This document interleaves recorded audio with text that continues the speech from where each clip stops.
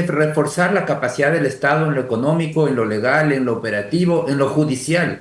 Por eso considero que es importante esta iniciativa, pero al mismo tiempo creo que hay que ser muy cuidadoso en los detalles, hay que hacerlo bien.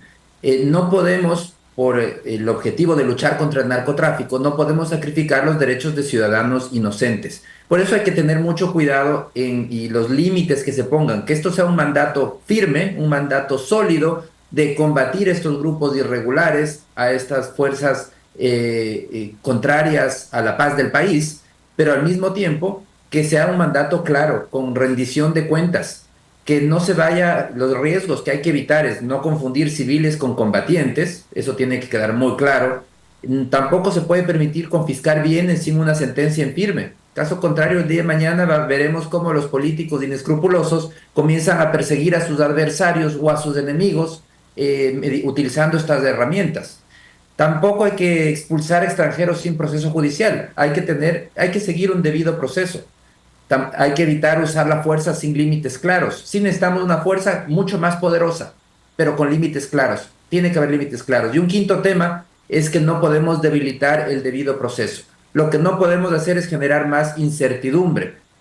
Con el objetivo de combatir este enemigo peligroso, crear un ambiente de zozobra y de incertidumbre en la sociedad porque nadie sabe cómo va a ser utilizado este poder incremental. Entonces, resumiendo, mandato claro, fuerte para poder combatir a las fuerzas del orden, muy positivo, hay que hacerlo, pero siempre con rendición de cuentas, con límites claros, y eso es lo que tiene que mejorarse en ese proyecto. Entonces creo que es una iniciativa muy positiva, pero que tiene que ser trabajada para que cumpla con estas características de tener ese mandato claro y al mismo tiempo tenga rendición de cuentas. Economista, se ha indicado de que debió haberse separado el tema económico con el tema de, por ejemplo, de los temas penales. Eso es correcto, y que solamente se hubiese dejado el tema de materia económica, para ser calificado como de urgente económico. Claro, ese es un tema ya de forma, de discusión legal. Yo creo que las discusiones, y es una discusión que queda para los abogados, es difícil determinar dónde empieza lo económico y dónde termina lo económico. Hay temas políticos que están, de hecho, la economía está muy ligada a la política, la economía está muy ligada a otras áreas. Por ejemplo, si estamos hablando de empleo, ¿es económico o no es económico? Sí, sí es económico. Si estamos combatiendo a grupos irregulares que están limitando la producción, limitando la inversión, limitando el consumo, ¿es algo económico? Bueno, el objetivo es económico. Combatir el narcotráfico, esto es un combate que hay que hacerlo desde lo económico.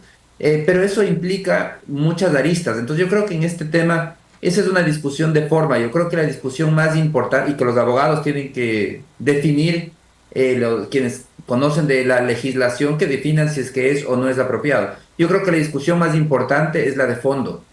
¿Qué plantea el proyecto? ¿Hasta dónde se debe ir? ¿Cómo se debe hacer? Eso es lo que hay que discutir. Porque en la forma, bueno, supongamos que tienen razón, que se divide en varios proyectos. Nuevamente, discutamos lo de fondo. ¿Qué es lo que debe contener ese fondo? Así sean distintos proyectos, pero ¿qué debe contener ese fondo? Y ahí es donde entran, el diablo está en los detalles, como dice el refrán. Ahí es donde entran las cosas que deben ser mejoradas y que la función de la asamblea es mejorar esas propuestas para que se logre el objetivo, tener un Estado con mayor capacidad de gestión contra estos grupos, pero sin minar los derechos de los ciudadanos inocentes, que somos la mayoría de ciudadanos en el país. Eso lo van a ir corrigiendo, ha dicho, precisamente para eso es el debate, ha dicho Natalie Farinango, en ese marco del equipo del oficialismo, de la bancada de oficialismo, ir corrigiendo con el debate precisamente algunos temas que de pronto, como usted bien señala, no están bien conceptualizados, economista. Y para eso sería, y se buscaría que el debate entre en todo y con opiniones, ¿no? Exactamente, ese es el objetivo y esa es la función de la asamblea. La asamblea no está ahí para levantar las manos, está para trabajar en mejorar las leyes, que más sectores de la sociedad se incorporen. También va a ser muy útil la opinión ciudadana, lo que digan los expertos de las distintas áreas, los juristas que nos digan a nivel de derechos cómo se debe garantizar esos derechos y al mismo tiempo fortalecer las capacidades del Estado en contra de estos grupos irregulares. Todo eso tiene que ser mejorado e incorporado en un nuevo proyecto. Y eso es importante, eso es positivo. Por eso es que es tan positivo también que en la Asamblea no haya una mayoría absoluta que simplemente levante las manos por instrucción del presidente. Porque la Asamblea tiene que hacer su trabajo. Y su trabajo es precisamente este. Hay una iniciativa presidencial que tiene que ser mejorada. para que salga un producto que sea mucho más adecuado para los objetivos que se tiene en beneficio de los ciudadanos. Y en el tema económico, por ejemplo, ¿qué usted podría resaltar ahí o qué podría agregarse, economista? Bueno, hay temas, primero, todo el proyecto al final del día tiene un impacto económico muy grande, porque esta inseguridad del narcotráfico lo que está haciendo es ahuyentando la inversión y reduciendo el consumo. Entonces tiene un efecto muy grande en el crecimiento económico. Ya lo vivimos el año pasado. Empezamos el año 2024 con una crisis de inseguridad que sumado a un incremento de impuestos y finalmente apagones, provocaron una contracción económica de 2% el año pasado. Entonces, todo el proyecto tiene una implicación económica fundamental. Hay temas específicos que podríamos hablar de medidas económicas, si queremos llamarlo así. Por ejemplo, propone incentivos tributarios y alivios financieros para las zonas más afectadas, lo cual yo considero que es positivo. O, por ejemplo, una deducción de impuesto a la renta para quienes donen bienes que les sirvan, o maquinaria, equipos que les sirvan a las Fuerzas Armadas. También me parece que es positivo, es la realidad y está funcionando en la actualidad. Vemos como en algunas zonas del país, por ejemplo en el campo, para poder patrullar las amplias zonas del país, las Fuerzas Armadas no tienen las capacidades, no tienen las camionetas, etcétera. Y eso el sector privado se está organizando para proveerles, para que ellos puedan hacer el patrullaje en esas zonas. Sucede también con alimentos, es decir, la sociedad en apoyo de las Fuerzas Armadas, que me parece que es un tema positivo y que también hay que resaltar que se cree ese incentivo tributario para que más personas busquen apoyar a las fuerzas del orden, porque esta es una batalla de todos los ecuatorianos. Todos tenemos que unirnos, apoyar a las Fuerzas Armadas y a las fuerzas del orden en general en este combate contra estos grupos delictivos, y el crear este tipo de incentivos impulsa también ese apoyo. 8:44 economista. En temas económicos está bien, pero en temas ya judiciales es como que lo negativo de este proyecto y para eso pues deberán debatirlo los asambleístas. Pero en sí la oposición está tratando de proyectar que todo el proyecto es negativo, economista. ¿Es así esto? ¿O tiene sus ventajas y desventajas divididas? No, igual nunca nada es todo negativo como tampoco todo es positivo. Y lo importante es corregir aquellos temas donde sí hay problemas. Y desde lo jurídico, los especialistas, los juristas nos tienen que aclarar y poner esos límites. Por ejemplo, yo sí veo un problema en y que se pueda confiscar bienes sin una sentencia en firme. Eso es absolutamente equivocado. Es un riesgo porque ya sabemos cómo es la institucionalidad del país, una institucionalidad débil, en donde vendrá un presidente. Es que hay que pensar que va a venir el peor de los presidentes, porque eso es lo que probablemente suceda siempre. Entonces hay que legislar pensando en lo peor. ¿Qué pasa si viene un presidente vengativo que quiere utilizar el poder en beneficio propio y para vengarse de todos sus enemigos, de sus enemigos políticos, de sus enemigos personales, y comienza a decir, ah, es que estos son bienes de narcotráfico, lo confisco? No necesita sentencia en firme, no hay que demostrar que es así, que es verdad, y simplemente puede confiscar los bienes arbitrariamente. Por eso es que no se puede permitir tampoco, esto no, hay que estar muy claro, no es un cheque en blanco el que vamos a entregarle al Estado. Vamos a entregarle un mandato firme de combatir estos grupos irregulares con la obligación de rendir cuentas. Eso es lo que tenemos que hacer. Y por eso es que hay que mejorar, por ejemplo, el tema de confiscación de bienes sin una sentencia en firme, o la expulsión de extranjeros. Tiene que haber un causal también, porque somos un Estado de derecho, porque tenemos que respetar esos derechos individuales, porque eso es lo que nos garantiza a todos los ciudadanos que vamos a tener certezas en la vida social. Hay que pensar que, porque muchas veces la gente dice, ah, no, es que esto es pensado para los delincuentes. No, hay que pensar que estas mismas facultades que le vamos a dar al Estado, eventualmente puede usarlo en contra de los inocentes. Entonces tienen que ser facultades que no vayan más allá de lo que es adecuado en base a un Estado de Derecho, en donde los ciudadanos tienen unos derechos fundamentales que tienen que ser respetados. Por eso es que es este equilibrio del que tiene que ser alcanzado en esta discusión de la Asamblea.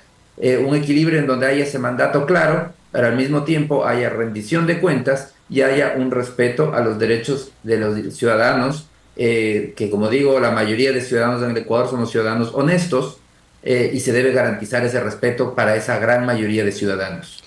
¿Qué proyectos económicos urgentes debe enviar el presidente Noboa? hacia Bueno, la yo Asamblea creo que Nacional. más allá del tema de la seguridad, que es muy importante definitivamente, pero la mayor urgencia yo creo es hacer crecer a la economía. Galito, él no. La economía tiene que crecer, hay que romper esa trampa de bajo crecimiento.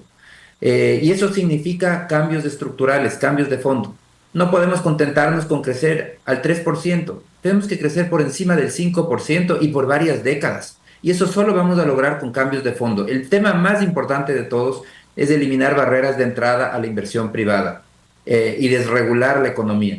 Lamentablemente en el país lo que se hizo en la Constitución de 2008 es crear grandes monopolios estatales. Precisamente los sectores que normalmente más inversión extranjera atraen son los que en el Ecuador son monopolios estatales, los mal llamados sectores estratégicos. Estamos hablando del petróleo, de la minería, telecomunicaciones, la electricidad. Y el resultado de este monopolio estatal es siempre el mismo: insuficiente inversión, subdesarrollo. Veamos el petróleo. El monopolio estatal, ¿en qué resultó? En caída libre de la producción petrolera. En la última década ha caído en 100.000 barriles por día. En el último año la caída fue de 20.000 barriles por día. Electricidad, resultado del monopolio estatal, insuficiente inversión, apagones masivos, porque no se ha invertido en más generación eléctrica. ¿Y por qué no se ha invertido? Porque la billetera del Estado es minúscula, es imposible, es un absurdo pensar que el Estado va a tener plata para invertir por sí solo en todos estos sectores. Telecomunicaciones, otro monopolio estatal. ¿Qué es lo que ha sucedido? La única empresa a la que el Estado le ha dado el ancho de banda para poder desplegar la red 5G es de la empresa pública, a CNT. Y es precisamente CNT la que no tiene ni los clientes ni los recursos para desplegarla. Al resto de empresas no se les ha dado ese ancho de banda. Nuevamente, insuficiente inversión. No se despliega la red 5G en el Ecuador cuando en el mundo ya están desplegando la red 6G. En el Ecuador no empezamos ni siquiera la red 5G. Minería. Llevamos varias décadas de retraso frente a Perú, frente a Chile. En esos países la minería representa alrededor del 10% del PIB. En el Ecuador no llega ni siquiera al 1%. No porque no tengamos los recursos, porque tenemos los mismos recursos que esos países. Estamos sentados sobre una riqueza inimaginable, pero no la sabemos explotar por todas estas reglas. Entonces, al final del día, necesitamos eliminar todas esas barreras de entrada, hacer que la inversión en el país sea en todos los sectores, aprender de los comunistas chinos. Los comunistas chinos hace muchas décadas, Deng Xiaoping dijo: no importa si el gato es negro o si es blanco, lo importante es que case ratones. Pues el Ecuador tiene que aprender lo mismo. No importa si es inversión pública, privada o mixta, necesitamos de todas ellas, porque la billetera del Estado es minúscula y no podemos depender de unos ingresos tan exiguos como para poder sacar adelante los sectores. Necesitamos que haya inversión de todo tipo para poder salir del subdesarrollo. 50 minutos, economista, también se ha escuchado bastante. No sé si la gente lo analiza a un futuro o porque quieren simplemente opinar, de que el IVA estaría incrementándose mucho más de lo que ya está ahora. ¿Qué usted puede opinar al respecto? Mire, estamos hablando de reformas estructurales. He hablado del tema de barreras de entrada. Otra importante es la de reducir el tamaño del Estado. Tenemos un Estado sobredimensionado que cada día gasta más. El gasto es imparable. Año tras año el gasto corriente sigue subiendo permanentemente. Y como resultado, todos los años hay que subir impuestos para sostener ese gasto. Entonces ya se va a discutir este año una nueva reforma tributaria. El próximo año habrá otra nueva. Están planificadas nuevas reformas tributarias. Porque hay que seguir sosteniendo ese gigante. Es un gigante hambriento y que nadie le pone a régimen.